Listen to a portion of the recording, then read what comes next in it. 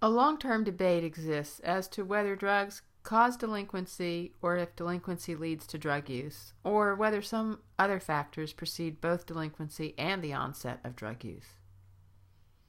Considerable research has found that delinquency precedes the use of drugs, but other research suggests that what might appear to be a causal association is in fact a product of shared antecedents.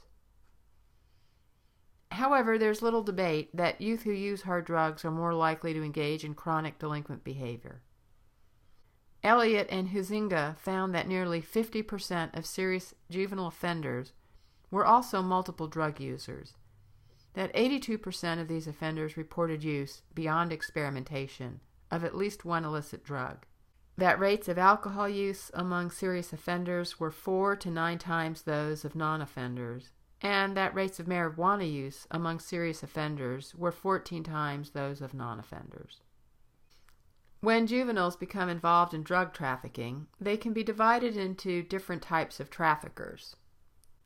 There are those who occasionally sell small amounts of drugs, usually to support their own drug habits, and these youth commit few, if any, delinquent acts. These youth are more likely to sell marijuana to friends and classmates and usually do not come to the attention of the police or the juvenile justice system. Another group of traffickers are juveniles who sell drugs frequently, and they may get their drugs from adult suppliers. They sell drugs in public places, the street corner, and they tend to be more likely to be arrested by the police. These youth will typically sell drugs independently of any gang affiliation. A third group sells drugs as part of a gang affiliation, and these are often in urban settings. Unlike the other two groups, drug trafficking within this group is controlled by adults. Those that sell for these groups often end up in youth treatment centers through the juvenile justice system, and they may have to do hard time in an adult correctional institution as well.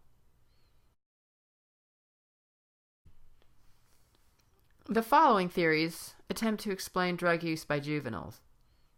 Cognitive affective theory. These theories relate to how the perceptions about the costs and the benefits of drug use contribute to the adolescent's decision to experiment with these substances.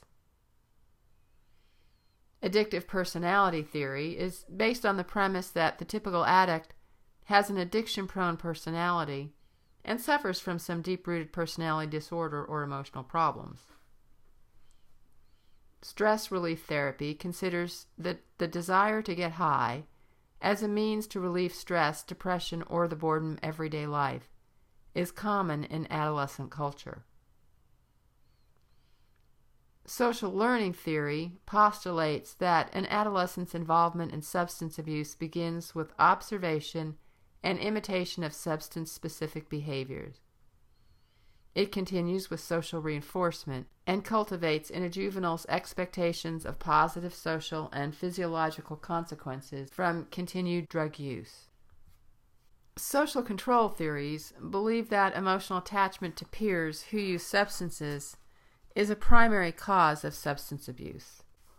Social disorganization theories considers that the bleak economic environment has resulted in those situated in those settings experiencing doubt and uncertainty, and as a result, they seek relief in drugs. And integrated theories, where Elliott and colleagues use strain, social control, and social learning theories to form a perspective that accounts for delinquent behaviors and drug use. There are a variety of social policy responses to drug use. There are 4 main categories of responses: prevention, treatment interventions, strict enforcement, and harm reduction.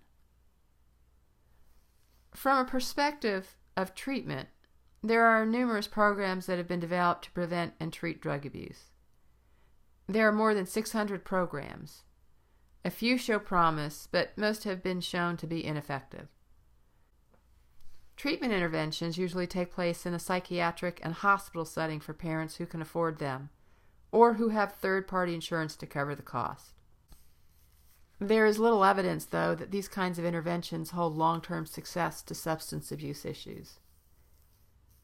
Strict enforcement refers to the War on Drugs campaign that has been waged for the past 2 decades. With juveniles who use drugs, it has no evidence of success, but it has had some impact in deterring drug trafficking. Harm reduction is designed to reduce the harm done to people by drug use and by the severe penalties resulting from drug use and sales. Programs like these tend to be more widely spread with adults than with juveniles. So in closing, I want to emphasize that drug use by juveniles has declined significantly since the 1970s, with perhaps some slight increases during the 1990s. And high-risk youth appear to become increasingly involved in substance abuse. And integrated theories appear to have the most promise in understanding and hopefully developing prevention programs for at-risk youth.